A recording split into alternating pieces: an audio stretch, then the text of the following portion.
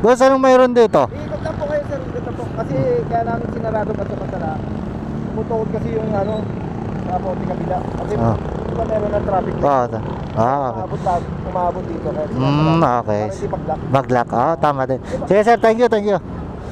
Ayan, yun pala yung explain nila. O diba, at least yung mga iba baka nagtataka bakit laging sinasara. Ayan. Nasagot na yung gusto nyong itanong. Ako na yung nagtanong para sa inyo. Totoo naman yung sabi ni sir. Kasi ilang araw na tayong dumadaan dyan ngayon, no? Medyo tukod talaga yung ano ngayon, yung daloy ng mga sasakyan ngayon dyan. Pansin ko din yung mga idol na medyo tukod nga. Kasi ano na yung stoplight doon sa may ano ng sa Pote Jollibee. Yung stoplight doon gumagana na. So medyo nagkakatagalan na yung ano,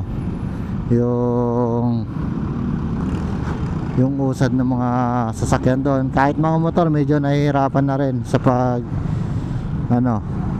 pag-usad. So talaga nasa gilid na rin yung mga motor. So dito tayo. Nasagot yung ating katanungan at sinagot tayo ni Kuyang Enforcer, no? 'Di ba? So ganun lang magtanong mga idol. Wag yung parang ano.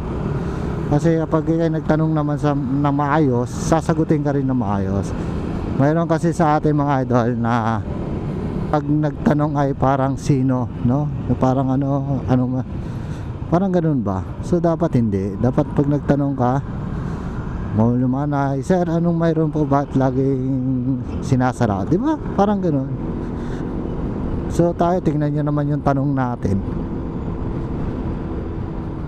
Di ba sumagot ako, ay tama. Di ba gumanon ako? Ganun lang.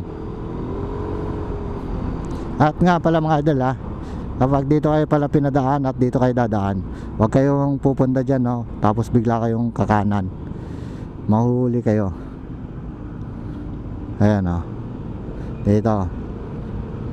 Ayan may nakalagay serving, diba?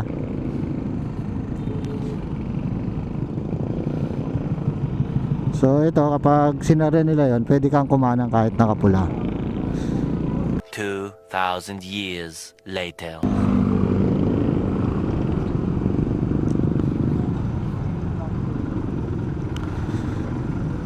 So ito na yung sinasabi ni Kuyang Enforcer mga idol. Ayan medyo mabagal na. Kita nyo naman medyo tumutukod yung traffic.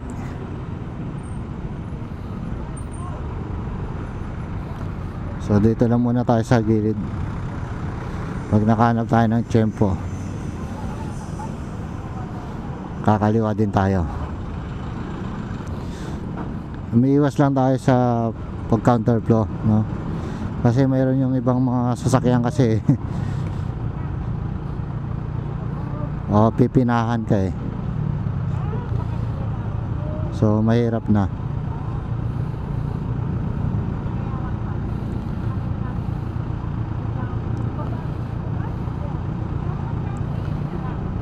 Yun lang, naipit tayo dito.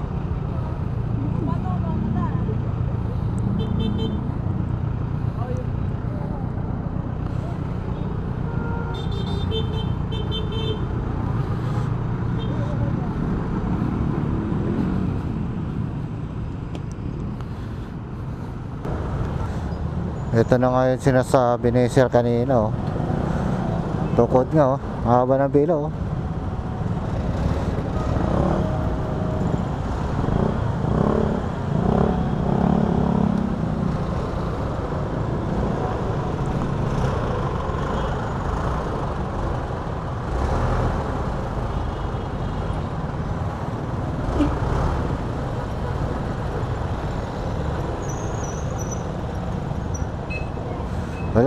wala na talagang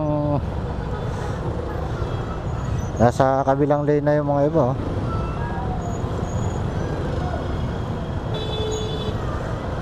dyan na sa labas.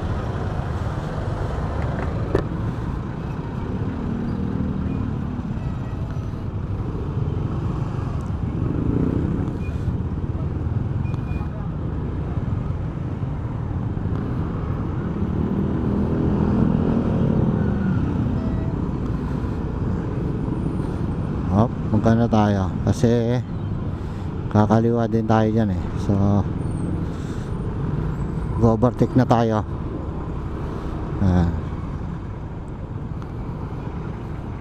So lumabas na tayo ng linya din mga idol kasi dito na tayo eh, kakaliwa na tayo dyan eh. Hindi sana tayo lalabas kapag diretso ang biyahe natin. Dito na kasi tayo.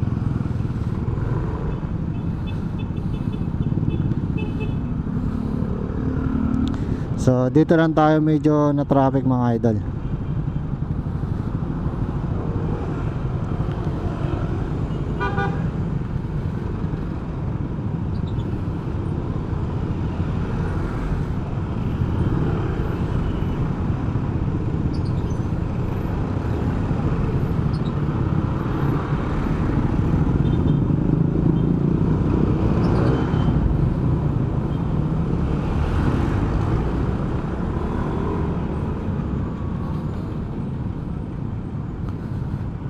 Sumalubong pa yung bike. Ayun, isa dito. Ayan.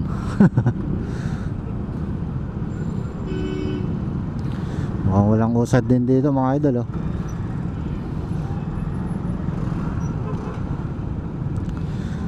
So dito tayo na traffic sa may Zapote mga idol.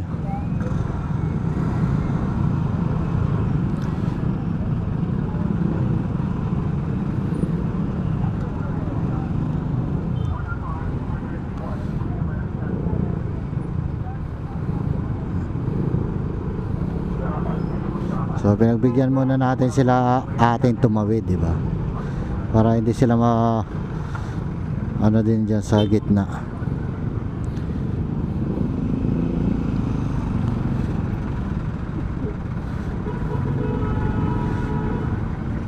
Ayun lang. Talagang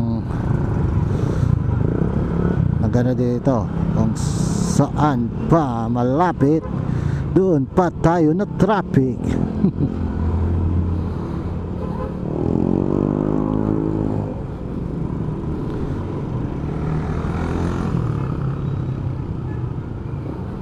So kahit pa paano mga idol, nakalagpas naman na tayo.